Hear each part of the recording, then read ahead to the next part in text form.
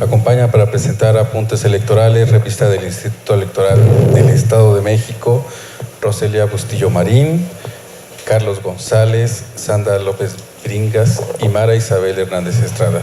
Sin más preámbulo, le damos la más cordial bienvenida. Gracias. Buenas tardes a todas y a todos. En el marco de la 40 Feria Internacional del Libro del Palacio de Minería de la Universidad Nacional Autónoma de México, el Instituto Electoral del Estado de México presenta la revista denominada Apuntes Electorales.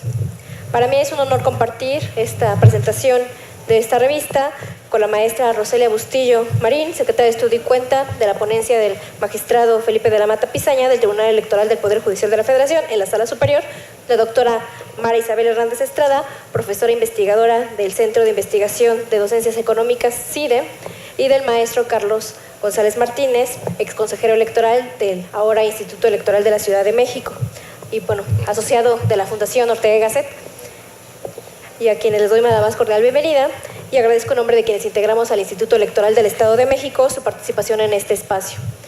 Para la presentación de la revista de Apuntes Electorales me gustaría compartir con ustedes algunos datos. Esta publicación del Instituto Electoral del Estado de México se realiza de manera semestral. Tiene acceso abierto, puesto que está disponible para su consulta en formato PDF en la página electrónica de la revista a apunteselectorales.im.org.mx. Y bueno, su objetivo es promover y difundir la cultura política y democrática de nuestro país. Esta revista ya tiene más de 20 años, pues se comenzó su publicación en 1998 y a partir de ese año y actualmente ya contamos con el número 60 de la misma revista. Esta es integrada por profesionales en la academia, en la investigación y también en el área político-electoral, y nos comparten información diversas instituciones tanto de México como del extranjero. Tiene indizaciones para su consulta en Latindex, Catálogo, Dialnet, Clase, Doha, Biblat y Redip. Y la revista de las consultas a esta revista ya suman 80,000 consultas y tenemos aproximadamente 1,400 descargas de las publicaciones que se realizan en la misma. Una vez presentados estos datos, me permito presentar a los comentaristas y leer una semblanza curricular de su extensa trayectoria. La maestra Roselia Bustillo Marín, secretaria de Estudio y Cuenta de la ponencia del magistrado Felipe de la Mata Pisaña de la Sala Superior del Tribunal Electoral del Poder Judicial de la Federación, es especialista en Derecho Constitucional y Ciencia Política por el Centro de Estudios Políticos y Constitucionales de Madrid. Realizó la especialización en Derechos Humanos en la Universidad Complutense de Madrid y es licenciada en Derecho Magnum Cum Laude por la Universidad de las Américas en Puebla. Y actualmente se encuentra concluyendo la tesis doctoral en Antropología por esta Universidad Nacional Autónoma de México. Ha impartido docencia en las universidades iberoamericanas y colaboró en el análisis de política y economía y cultural en la Embajada de México en la República de Corea. Fue encargada de la elaboración de Manual de Derechos Humanos para las visitadurías de la Comisión de Derechos Humanos del Distrito Federal y actualmente es profesora investigadora del Centro de Capacitación de Justicia Electoral del Tribunal Electoral del Poder Judicial de la Federación. Bienvenida, maestra. Gracias. La doctora Mara Isabel Hernández Estrada es profesora investigadora del Centro de Investigación y Docencia Económica del CIDE, donde también coordina el programa de negociación, mediación y diálogo, y es doctora por el Massachusetts Institute of Technology, donde se especializó en negociación, deliberación y resolución de conflictos, y es egresada de la maestría de Administración Pública de Harvard, donde también se certificó como mediadora. También es miembro fundador de Consensus Building International Global Network, que agrupa expertos internacionales en construcción de consensos y resolución de conflictos en asuntos públicos. Fue directora general del Centro de Colaboración Cívica y organización pionera en el campo de especialización en México. Ha sido asesora en el Senado de la República y consultora de la Organización de la Organización de Naciones Unidas. Es autora de los libros Congresos y Mayorías, Mejores Prácticas de Negociación y Construcción de Acuerdos, y de Cabildeo y Democracia. Tiene más de 10 años en experiencia en desarrollando capacidades de diálogo y conducción de procesos de construcción de consensos, mediación de conflictos y formación de coaliciones ciudadanas. Bienvenida, doctora. Para el caso del maestro Carlos González Martínez, ex consejero electoral de la ahora Instituto Electoral de la Ciudad de México, ha participado como vocal ejecutivo y consejero presidente del Consejo Local de Michoacán del Instituto Federal Electoral. Así también fungió como director ejecutivo de Capacitación Electoral y Educación Física del Instituto Federal Electoral.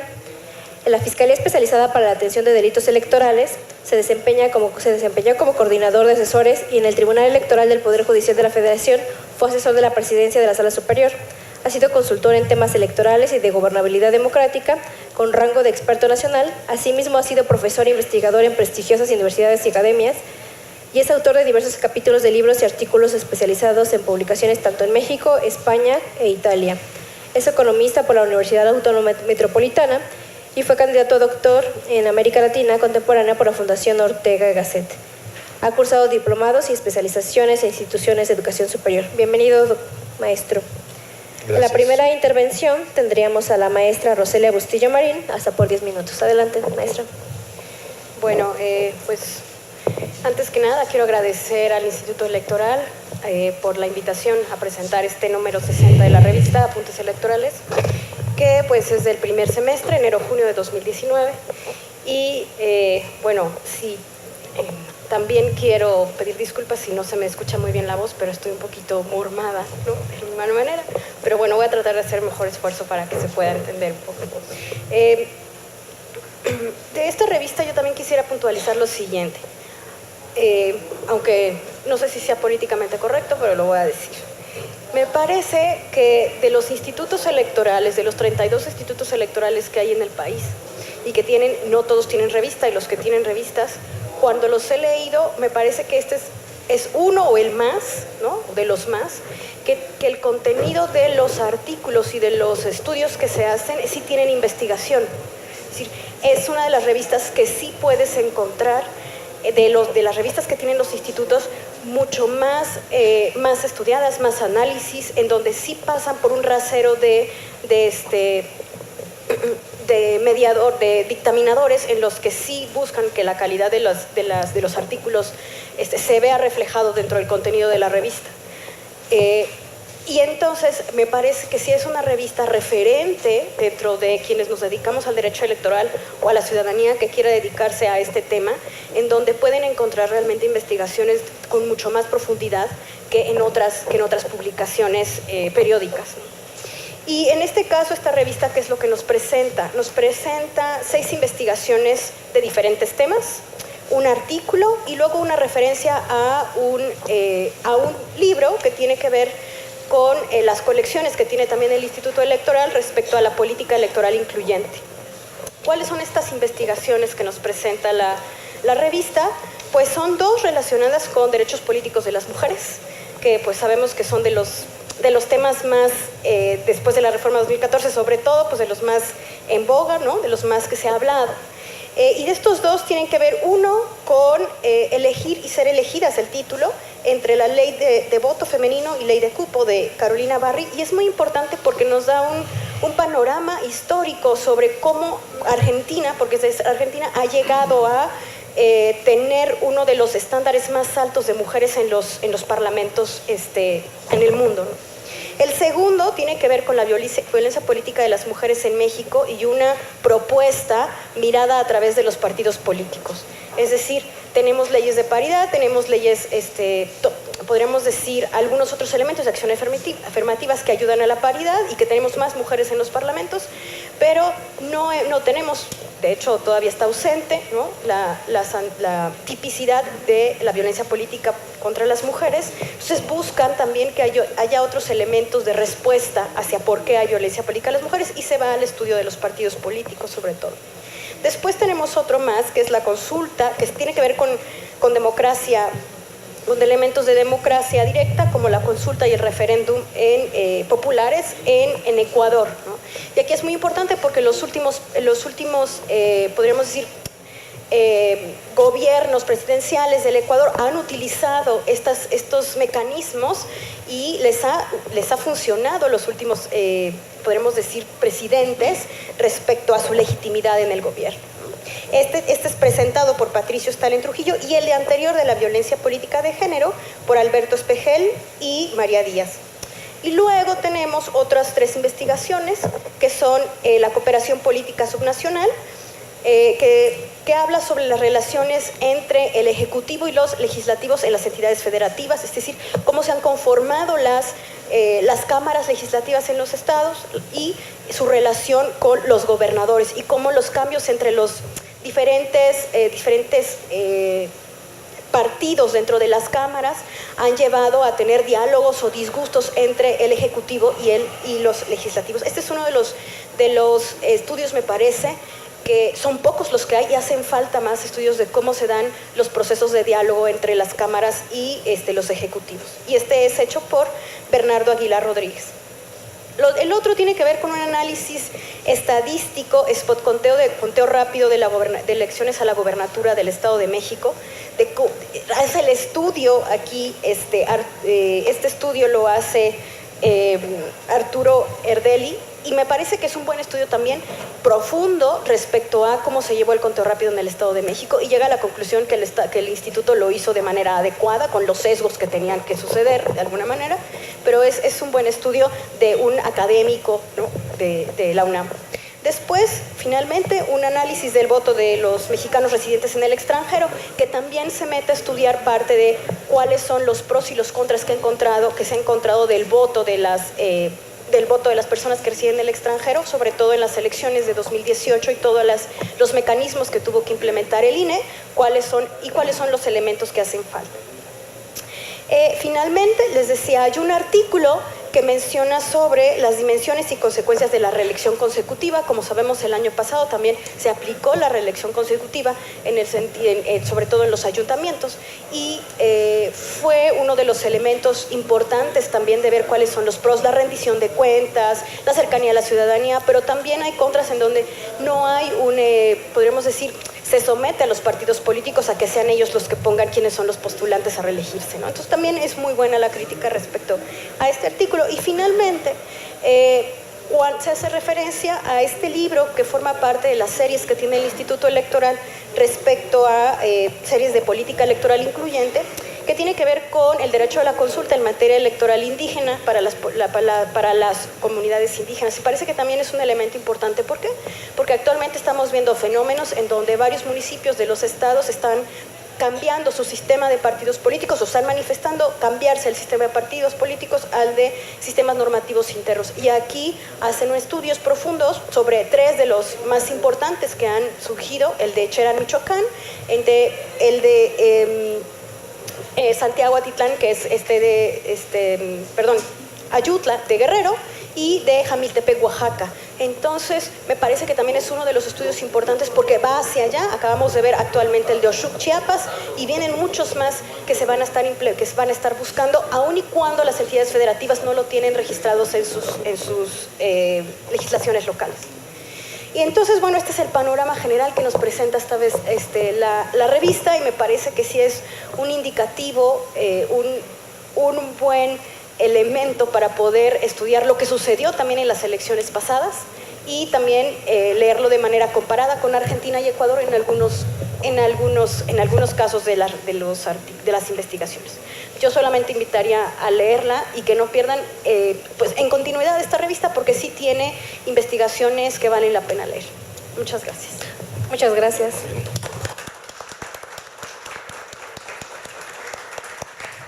Muchas gracias, maestra. Pues indudablemente la revista, o quienes nos apoyan a colaborar en escribir los artículos que vienen en ella, pues siempre han estado actualizándonos la información que se está viviendo día a día en la materia electoral. Acabamos de tener 30 procesos electorales concurrentes, porque se realizaron en las entidades federativas y el proceso electoral federal, y sin duda esos temas son de actualidad. Muchas gracias, maestra. Doctora Mara Isabel, por favor, si nos puede hacer comentarios. Muchas gracias, muchísimas gracias por la invitación del instituto, y también por la oportunidad de centrar nuestra atención en este último número, que realmente me parece que es interesante, se los recomiendo.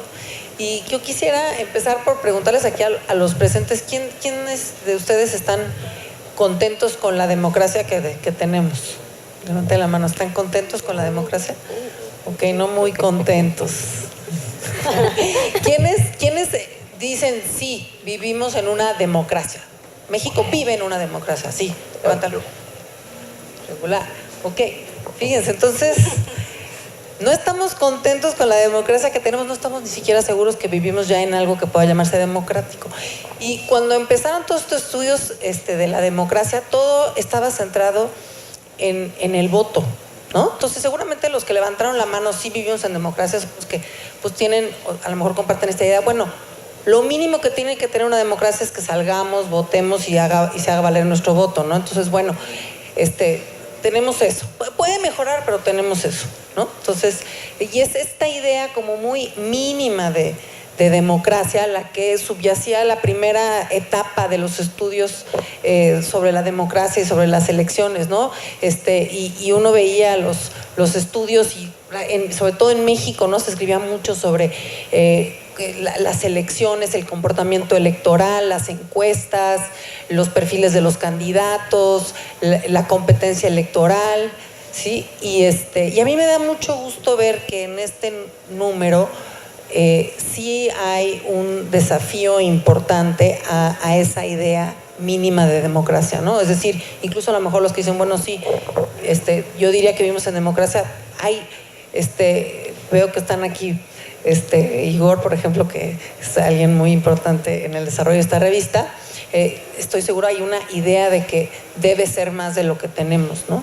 Y este contraste entre lo mínimo que se requiere para que medianamente podamos decir que estamos en democracia, que es el voto y que sí es bien importante, y una idea más ambiciosa, más completa, que tiene que ver al final también con algo muy sencillo, ¿no? El que auténticamente el pueblo sienta que se gobierna desde el pueblo y para el pueblo, ¿no? Esta idea romántica que es el ideal democrático, la semilla del ideal democrático, y que a veces en la teoría esta minimalista como que se olvida, ¿no? Esta idea mínima de democracia que tiene que ver con las elecciones, se nos olvida que la democracia significa en esencia que sintamos, ¿no? que se viva un gobierno desde el pueblo para el pueblo. Obviamente en nuestras sociedades contemporáneas pues el pueblo es una cuestión bien heterogénea, bien plural, bien compleja. Y entonces se vuelve bien complicado, ¿no? Decir, bueno, ¿quién es el pueblo? ¿Por qué el pueblo? Y me parece que este número de esta revista nos está mostrando justamente esa complejidad. Nos está diciendo, espérense, cuando hablamos de democracia y hablamos, ¿será que todos los ciudadanos tienen igual derecho a participar, a ser votados, a votar? Inclusive, por ejemplo, en el caso de las mujeres, que ya tenemos el derecho de votar y ser votadas desde hace tiempo y que se fortalece ahora con todas estas reformas bajo el principio de paridad. ¿Cómo es la experiencia de ejercer esta representación distinta para las mujeres en un contexto de violencia de lo que es para los hombres? Esa mirada fina, a esos aspectos de nuestra democracia es el tipo de conversaciones a las que nos está invitando esta revista, y que me parece que es sumamente interesante y valioso que el Instituto Electoral esté invitando a la ciudadanía a ver más allá, a ver y entender nuestra democracia mucho más allá del voto y del ejercicio del derecho a ser votado, ¿no? Dos artículos que tienen que ver con esta cuestión de las mujeres, ¿no? De la participación política de las mujeres, un grupo que sí sabemos que ha tenido desigual acceso en este ejercicio democrático. Y fíjense, nosotros llegamos a la democracia a finales de los 90 ya plenamente reconocidos por el conjunto de naciones como país plenamente democrático, y bajo esta noción mínima del derecho al voto, ya con el derecho de las mujeres a votar y ser votadas. Sin embargo, cuando uno miraba con mayor detención al ejercicio de este derecho, pues había muchísimas tareas pendientes, siguen pendientes, y han surgido nuevos fenómenos. El tema de la violencia política que enfrentan las mujeres, por ejemplo, es un fenómeno que se ha ido agudizando, en vez de, como parece que en respuesta a que aumenta su participación, aumenta la violencia contra las mujeres. Entonces, qué importante que una revista como esta esté poniendo el foco en ese tipo de problemáticas que son de nuestra democracia electoral, de nuestra democracia, diría yo, en sentido más amplio, ¿no?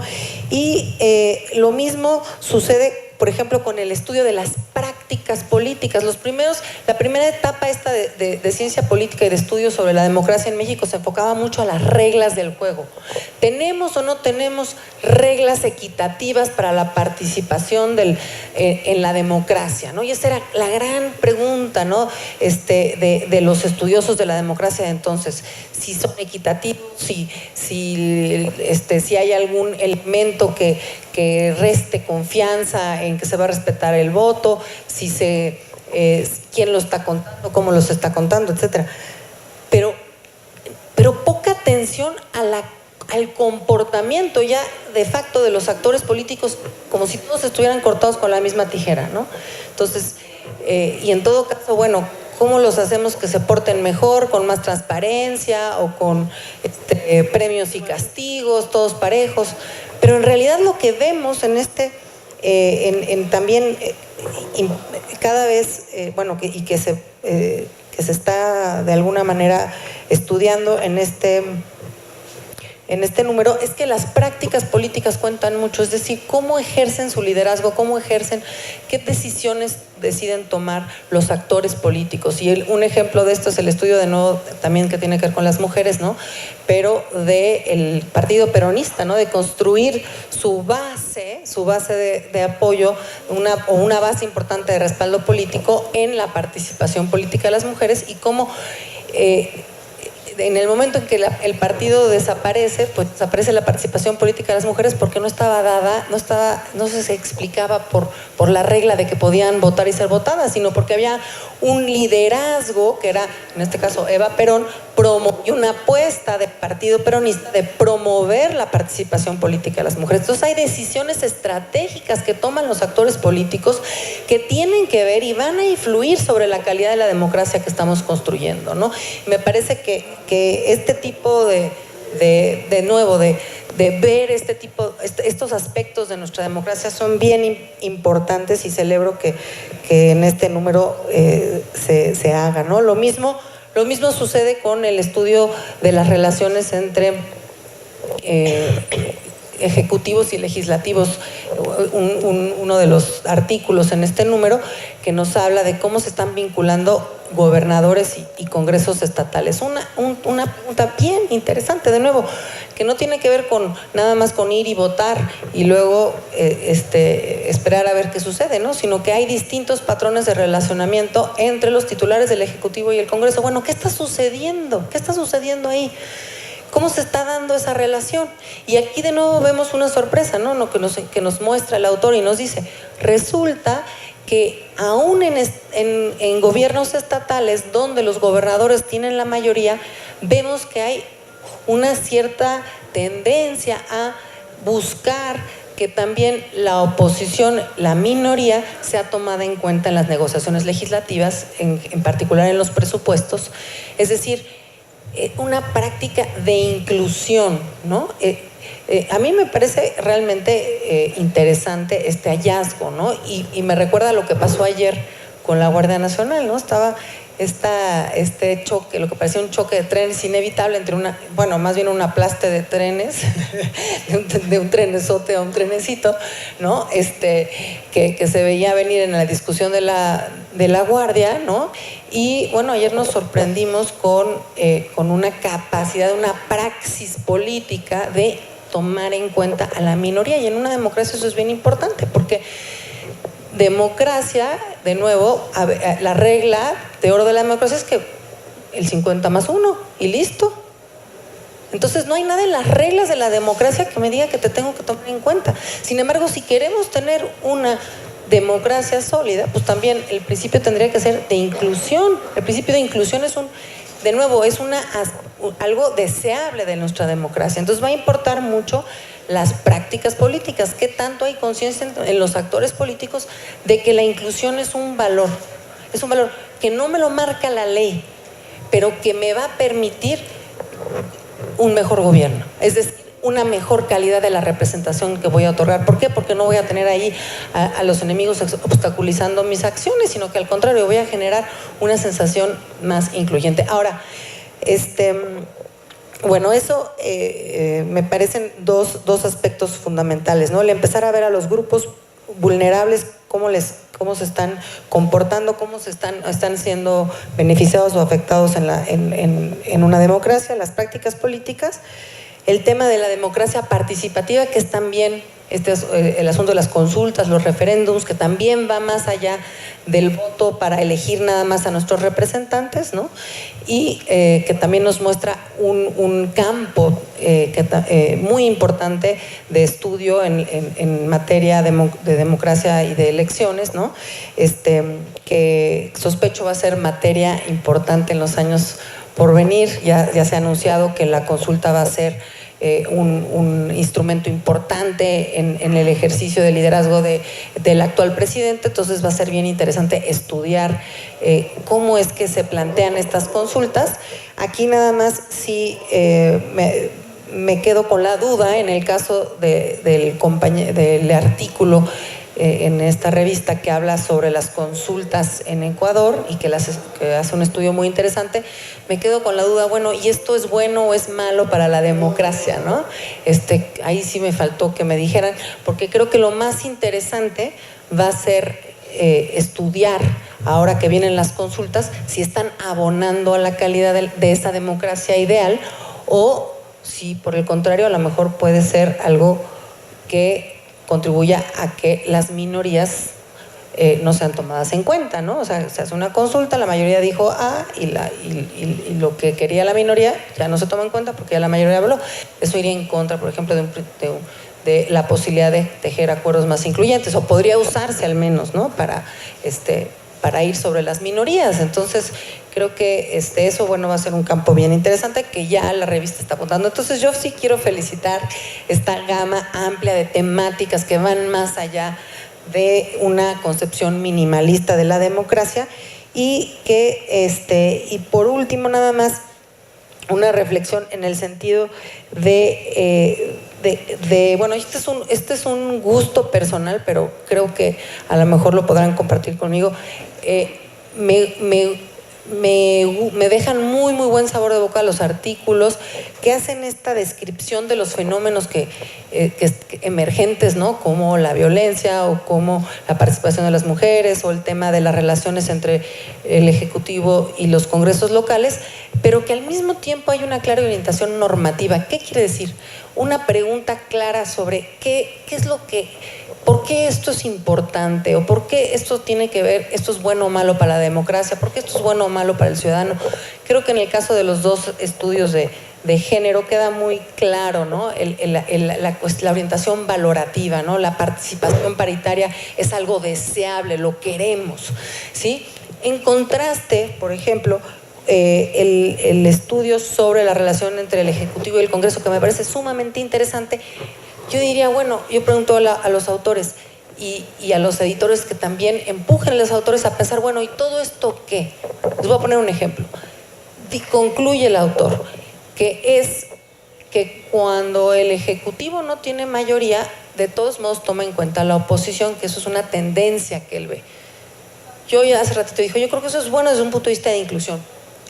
Pero el autor no nos dice necesariamente en términos, no nos ofrece como una cuestión normativa contra la cual evaluar esto. Y por otro lado nos dice que cuando no tiene mayoría el gobernador, la oposición tiende a abusar, ¿no? Como que se pasa de lanza, estira mucho la liga y le cobra muy caro su amor a los gobernadores. Entonces yo digo, bueno, ¿pero eso es malo o es bueno? O sea, de nuevo no me queda claro bajo qué parámetro. Es decir, ayer, la sociedad civil, el colectivo Seguridad Sin Guerra, no sé si ustedes estuvieron siguiendo el debate sobre la militarización, estiró durísimo la liga. Entonces, abusó la minoría del presidente López Obrador queriendo tener una guardia civil. ¿Podemos decir que eso es un abuso? ¿Sí? ¿Sí me explico? ¿Sabes? Porque el autor dice, a veces abusa la oposición de ese poder que tiene de veto. Entonces, bueno, ojo, vamos viendo, o sea, ¿cuál sería el parámetro normativo? Yo creo que ahí tiene que ver mucho más con, sería interesante estudiar cuál es la calidad de la deliberación, cuál es que sustenta la argumentación que va sustentando los acuerdos o los principios que la orientan para poder evaluar si la influencia de una minoría es algo que frena un cambio importante o por el contrario que avanza un derecho, ¿no? Creo que ahí Creo que ahí, sería interesante, ¿no?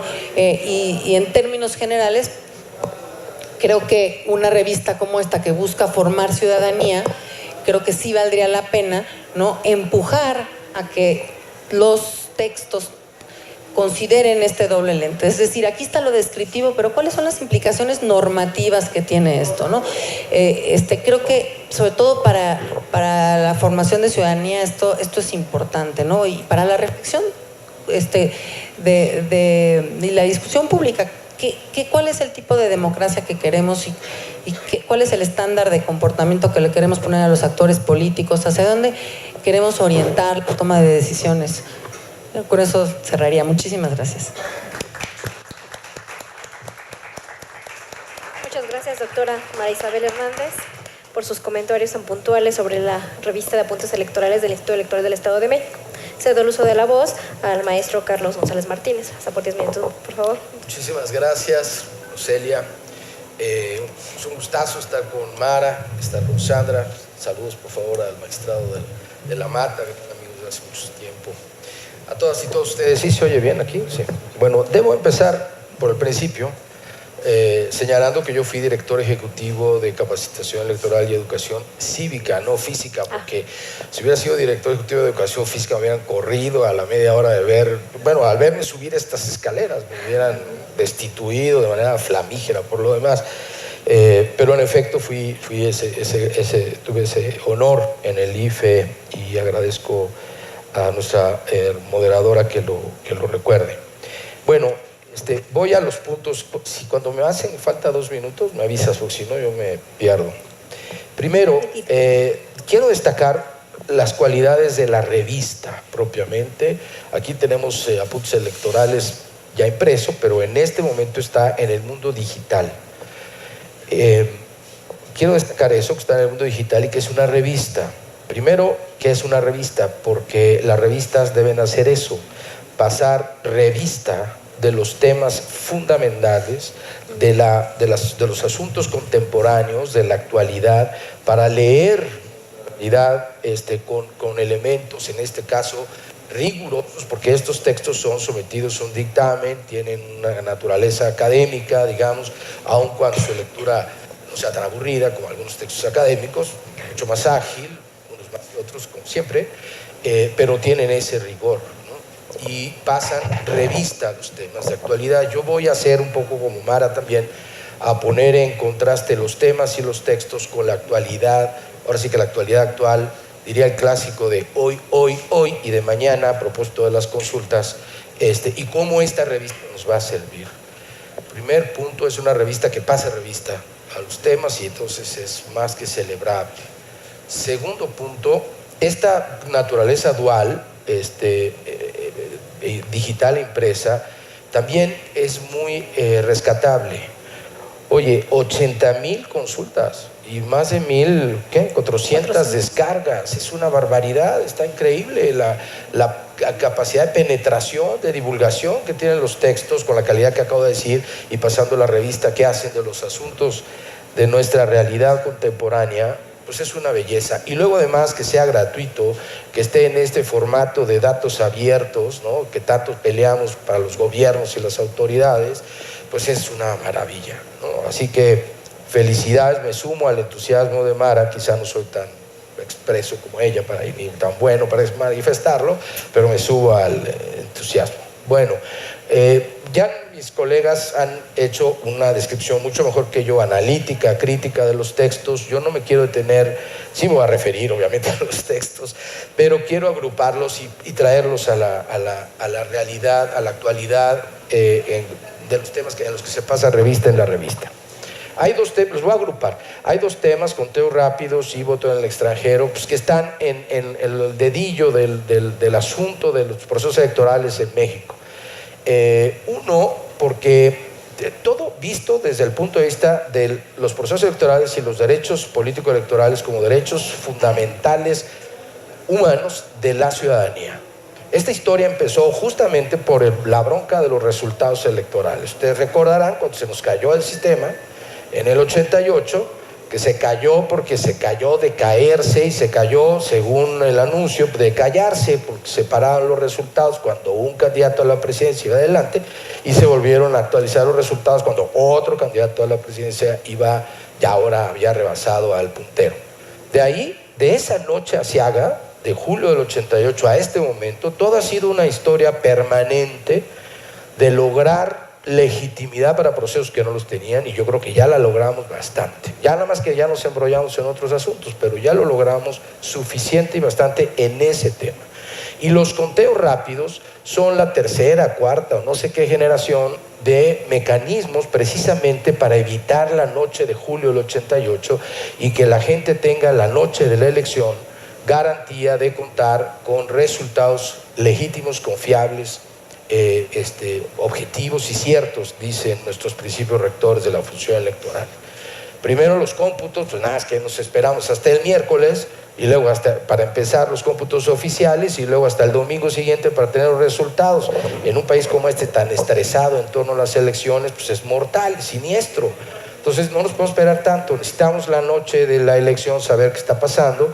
Para eso se inventó el PREP, Programa de Resultados y Otras Preliminares, pero luego el PREP resultó también una bronca porque va alimentándose con las actas como van llegando y hasta la 1, 2, 3 de la mañana no tenemos datos ya definitivos y ya tenemos a todos los ganadores y perdedores diciendo que ganaron y haciendo una confusión espantosa. Entonces los conteos rápidos sirven cuando se hacen bien para atender este tema. No como cuando ocurrió en el 2006 a nivel federal, que sale la autoridad a decir, pues sí tengo los resultados del conteo rápido, pero no se los puedo dar porque, y da una explicación estadística atroz que en lugar de resolver el problema lo agrava. Entonces sí es muy importante que tomemos en cuenta, este es un punto de la actualidad actual. Dos, el voto en el extranjero, pues es un tema de ampliación de derechos. Y qué bueno que el autor pone, y la revista pone con los autores, en el asunto del debate público sobre las elecciones, este tema sin caer en el prurito, sin cuestionarlo, porque hay cuestionamientos hacia la forma en cómo se practica en México, pero no sobre si tienen derecho o no. Es una ampliación de un derecho ciudadano, punto, y por lo tanto lo que hay que hacer es operacionalizarlo y no discutirlo, porque la democracia se trata, Mara, si me equivoco me dices, pues entre otras cosas de que los derechos de todas y todas se expandan en un sentido positivo y proactivo. Voy a otro tema, el de las mujeres. Tanto la cuota se denomina de otra manera en el artículo como el tema de la violencia. Ciertamente el asunto del avance de la participación política de las mujeres en las elecciones y en la política mexicana es un dato de la actualidad absolutamente festejable, sin duda. Hemos pasado con cierta fortuna de el voto activo al voto pasivo, ¿no? Pero como la propia autora lo dice para el caso de Argentina y la experiencia peronista, en el caso mexicano yo diría, pues sí, ya hay mucho derecho a votar, pero no tanto efectivamente un derecho a ser votadas. Las cuotas y luego las Juanitas y luego las sentencias del tribunal y ahora la paridad en las candidaturas. En la Ciudad de México, que es pionera en la paridad en la integración del Congreso, como ustedes saben, en esta ciudad, por norma constitucional y legal, hay 33 mujeres diputadas y 33 hombres diputados, 66 congresistas en la Ciudad de México, mitad mujeres, mitad hombres, por ley. Y luego viene la bronca de cómo lo logras con la mayoría relativa y la representación proporcional, pero ese ya no es problema de la ley, ese es problema de la autoridad electoral, que de suyo ya tiene bastantes. Pero ese es un dato ya de la realidad. Sin embargo, esto hay que ponerlo en el contexto de los desafíos generales del sistema electoral mexicano. La famosa integridad de las elecciones, la calidad de las elecciones está determinada por la integridad o calidad de la democracia mexicana, que acabamos de ver en la encuesta de calidad que hizo Mara, pues no está precisamente en los mejores ratings que pudiese aspirar, está bastante mal. Tenemos una democracia de pésima calidad, de mala calidad y una ciudadanía de baja intensidad, que es lo que pone el piso real del edificio electoral. Así que todo lo que pasa por ahí está, diría el viejo Dieter Nolen, pues condicionando el contexto al sistema electoral. Lo mismo las mujeres. el derecho de las mujeres a votar y ser votadas. Pongo para ser más rápido, nada más hemos pasado de lo patético a lo patológico. Lo patético fueron las Juanitas, ¿no? O sea, más ridículo que tratar de mentirle a todo el mundo con que sí estamos poniendo mujeres de candidatas, pero va su marido, va su esposo, su hijo, su jefe detrás de ella de suplente. Entonces llega la diputada Juanita, toma protesta y después toma protesta, su segundo acto legislativo es pedir licencia para que los hombres pasen. Ahí el tribunal se destaca precisamente como una institución que permite hacer avanzar esto. Eso es patético. ¿Qué es lo patológico? Oaxaca, el año pasado. Pues tienen que juntar los partidos, mitad hombres, mitad mujeres de candidatos. Pues sí, pero hay una serie de hombres, señores, supongo que sí adquieren esa denominación, que son presidentes municipales que se quieren reelegir y van y buscan su reelección, pero pues les dicen en el partido, y ¿sabes qué? Ya hay muchos hombres. Entonces ya no puedes ser hombre. Bueno, no puedes ser candidato porque eres hombre. Bueno, pues me hago mujer. Entonces se autopresentan como mujeres trans. A ver, una cosa es una cosa patética de simular la mitad de hombres y mitad de mujeres antes de las Juanitas, y otra cosa es el frenesí loco, patológico, de que unos cuates, como no pueden ser hombres, candidatos en su calidad de hombres, pues se declaran transexuales, y así van y se registran. Y lo peor de todo es que algunos de ellos sí se registraron, algunos otros no. El tribunal ya nos dirá, Sandra, con detalles, si es que desea y hay tiempo. Pero bueno, a ver, pues sí es cierto, ya votan y son votadas y ahora tenemos mucho más mujeres en el Congreso, pero esa es la realidad. Yo estuve en una reunión hace poco con colegas feministas y me decían, pues alguien tiene que hacer una investigación, Carlos, porque sí es cierto, hay muchas más mujeres, pero no todas, ya sabemos, Marta Lamas y todo lo demás, el cuerpo no hace el género, ¿no? Muchas de esas mujeres son ahora diputadas o presidentes municipales o whatever, porque ese espacio en la estructura real de poder clientelar, feudal que tenemos en este país, le correspondía a un hombre. Y ese hombre, como no podía ser ni su hijo, ni su nieto, ni su ahijado, entonces puso a una mujer. Pero él la puso. No es un proceso interno entre los partidos que genera candidaturas que ganan posiciones. Entonces sí, qué padre el tema de género y de cuotas y bla. Y desde luego hay que seguir trabajando con él, luchar, morirnos en la raya porque se sigue expandiendo, pero ojo con el tema de la calidad. No es solamente un tema de la apariencia o de la forma, sino del fondo. Ya me excedí. Lo de la cooperación del Ejecutivo y Legislativo ya lo dijo Mara. ¿Yo qué quieren que les diga? Nada más les voy a poner algo que todos traen así como calambrito disimulado, y es el tema, bueno, ya vimos lo de ¿cómo se llama? Guardia Nacional, qué padre. Vimos lo del Consejo Regulador de Electricidad, no tan padre. Y ahora estamos viendo lo de los OPLES, Institutos Electorales Locales, porque esos son, no les falten el respeto, por favor, máximas autoridades, órganos constitucionales autónomos, garantes de derechos fundamentales de la ciudadanía. Pues que ahí trae un diputado la idea de desaparecerlos. Como diría mi abuela, Dios nos guarde en su santa hora. Pues qué ocurrencia. Sí, pero es una ocurrencia con votos. Y es una ocurrencia también conectada con el discurso que tiene que ver con la relación del Ejecutivo con el Legislativo. Entonces, sí es un tema de la actualidad, de que pasa revista esta revista y que hay que leer. Termino, ahora sí. Perdón, Roselia, ¿todavía no nos corren? No. Consultas y referéndums. Ecuador, desde el 79, 9 consultas populares, 5 referéndums. Mara pone en la mesa varias cosas interesantes, pero déjenme ir a una de actualidad extrema. Mañana hay una, finalmente le llamaron, no le llamaron consulta, sino ejercicio ciudadano, una cosa así, participativo, en la Secretaría de Gobernación. Pero se había anunciado como consulta. Y también, déjenme decirles, una cosa es una cosa y otra cosa es otra cosa. Y esto no es una consulta. En este país hay consultas, de veras. El Instituto Electoral del Estado de México lamentablemente no tiene una ley de participación ciudadana para leerla. Sería bueno que tuviera iniciativa de ley para escribirla, no solo para leerla. y aplicar estas consultas. Pero en esta ciudad sí. En esta ciudad todos los años se decide más de 1.000 millones de pesos con consultas ciudadanas que se llaman el presupuesto participativo. Aquí se decidió con una consulta no construir el famoso corredor Chapultepec-Zona Rosa, y así. En Tabasco están discutiendo si se van o no a la consulta para régimen, ¿cómo se llama? Ahora no le dicen normativo interno en comunidades indígenas. En Baja California van a decidir, por mucho que nos duela, si se pone o no una cervecería, una fábrica productora de cervezas con un plebiscito.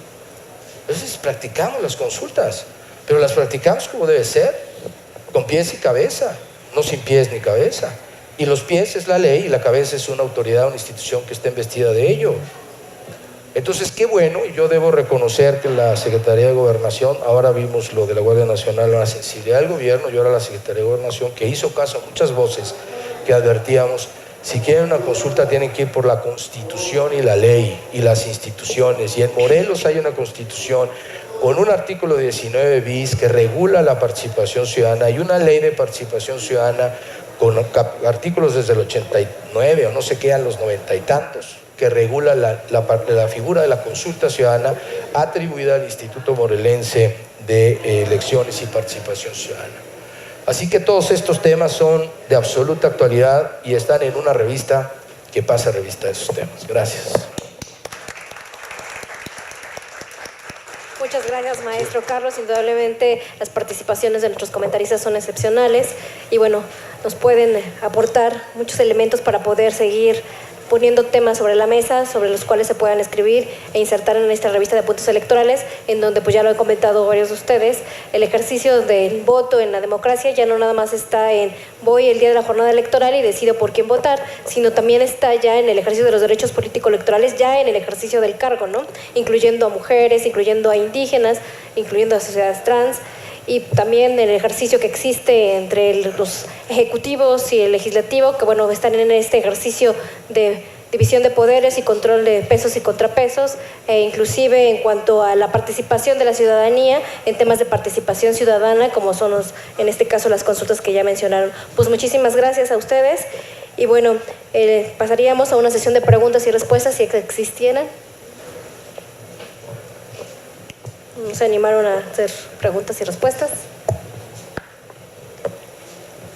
Si no fuera el caso, no me queda más que volver a reiterar que ha sido muy grato y un placer estar con ustedes el día de hoy y bueno, también a nuestro público asistente y bueno, sus aportaciones son muy valiosas en cuanto al fortalecimiento también de la publicación de nuestra revista. Muchas gracias a todos los asistentes y pasaríamos a la entrega de reconocimientos a nuestros comentaristas, por favor. A la maestra Roselia Bustillo Marín, por favor. Maestra Roselia, gracias. Mara Isabel Hernández. Doctora. Gracias, doctora. Sandra López Bringas. Gracias, yo. Carlos González. Maestro. Gracias. Gracias. Pues muchas gracias por acompañarnos y a nombre del Gobierno del Estado de México les damos las más cordiales gracias.